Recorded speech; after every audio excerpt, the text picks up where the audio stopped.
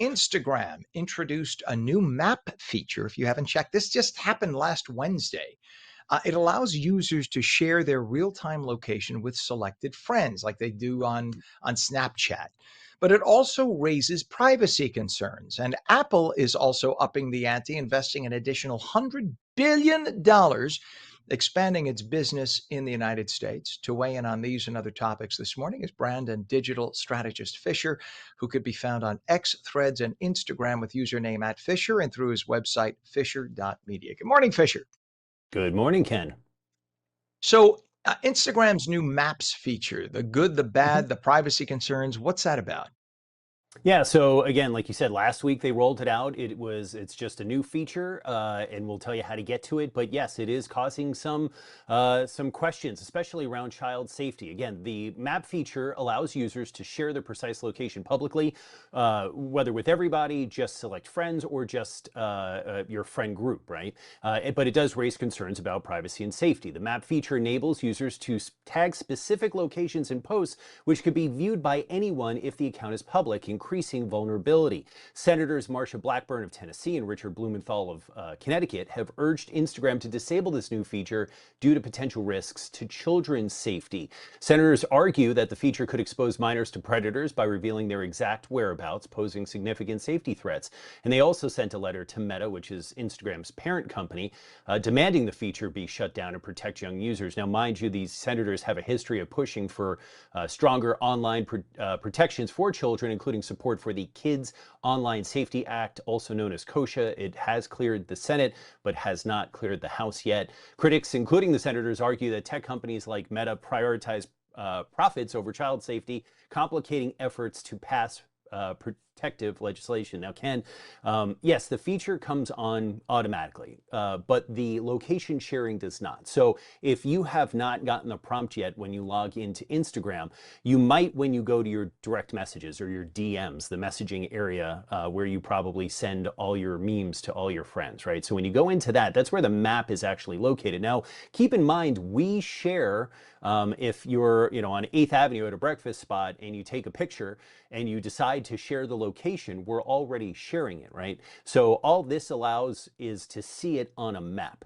Now, there are different levels of privacy that we can turn on and turn off. Like I said, you can share it to everybody, your location. You can share it to your just people that you follow on Instagram, your close friends, which is another group, or specific people. Now, the real-time sharing is as I said to you in text, it's a fine line. Unlike Snapchat, the location is not always being shared all the time.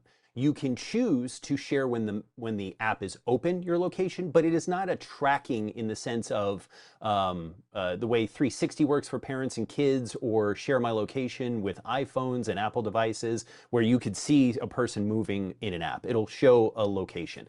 But you can shut this off, and there are two ways to do it. So one way is in the app, again, going to Instagram and going to your direct messages, you will see a little icon of a world, and it'll say map under it. You tap that, and then that's the program, right? So you'll see influencers, you'll see your friends. There's a little sprocket commonly associated with settings. If you click that, that's where you can set the location and decide who or what you share with whom, right? You could also just go to your settings on your phone and turn off location altogether. So on iPhone, it's privacy and security, and then you go to location settings. It's location settings in Android, but just look for location settings. You go down to the app, and then you just turn off sharing location, period, and put it to no one. Now, that does have a consequence, though, is if you try to tag your pictures because you're at some place that you want to show off, you would have to go back into your settings and turn it all on. The mapping settings regarding location is specific to the map. It won't affect the rest of the app. So you could turn off the sharing of location in the map and still have the ability of sharing your location, your posts, and your stories on Instagram. So hope that clears it up a little bit. But for children, 100% absolutely, the parent should be able to control who sees their child and where, not being able to just allow their kid to share their location, which obviously the security concerns around that is just tremendous. Absolutely. Yeah. I just like the idea that they change. It's in essence, it feels like let's change default. Let's say, and it But just, it's not. you But know, I mind you, heard about, they didn't turn it on. So the map was enabled in terms of the feature, but the first time you mm, go to it, that's where the location sharing was is off automatically, and you determine how you want to proceed with it. You could leave it off, or you can turn it on, but it is default by the way, off, is this, says Meta. would you say that's a direct result of like, I mean, Snapchat has been offering that forever, Yeah. you know, so that Yeah. you could, so it's the Same same way thing. that when They're all TikTok the was same. big during the pandemic, that Instagram came out with the Instagram Shorts, and you can do the smaller and then have more video editing capabilities in Instagram. I mean, all of these social media properties, entities are just trying to, they see what's working in one, and they're like, oh, we'll add it over here, and hopefully the younger kids will come over here and use ours more than Snapchat in this case. There you go. And with about 2 minutes left here, we want to talk about Apple. Quick, Apple's agreed to spend 500 billion expanding its footprint back in the United States. This is an additional 100 billion 600 now they want billion. to spend. So yeah, it's a total of six. But they had Yeah. previously said Yes. 500, and now last week President Trump, let's just say, persuaded them a little bit Yeah. and said, "Hey, throw in another 100 billion." Like that's nothing. I mean, 600 billion.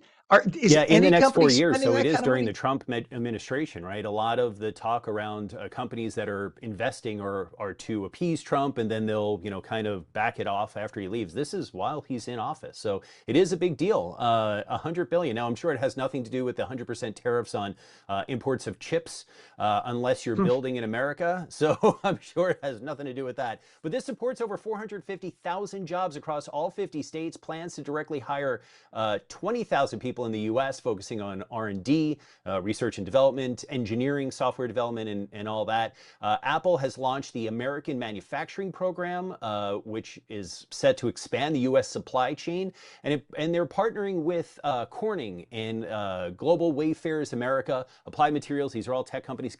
Corning makes glass, and Apple is investing $2.5 billion in Corning's Kentucky facility to produce all iPhone and Apple Watch cover glass in the Wow. US, alongside opening an Apple Corning Innovation Center. So it's a huge additional investment. And again, $600 billion over the next 4 years in the United States.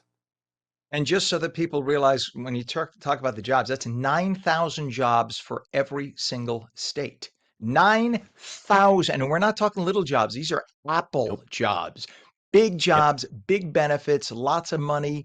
This is a huge deal. I don't think enough is being made of that, certainly by legacy media. This should be shouted from the rooftops. Massive. And this is what it was in the beginning.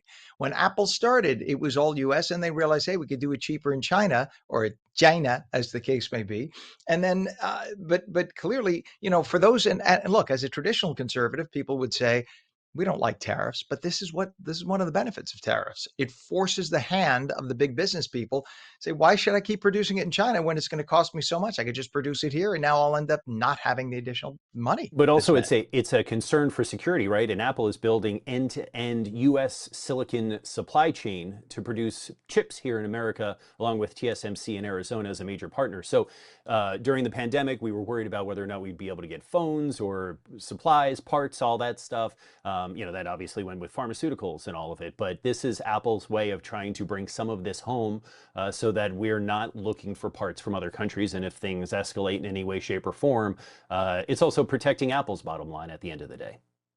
Brandon, digital strategist Fisher, found on X, Threads, and Instagram with username @Fisher, and through his website, fisher.media. Great stuff this morning. Thanks for coming on, as always. Thanks, Ken.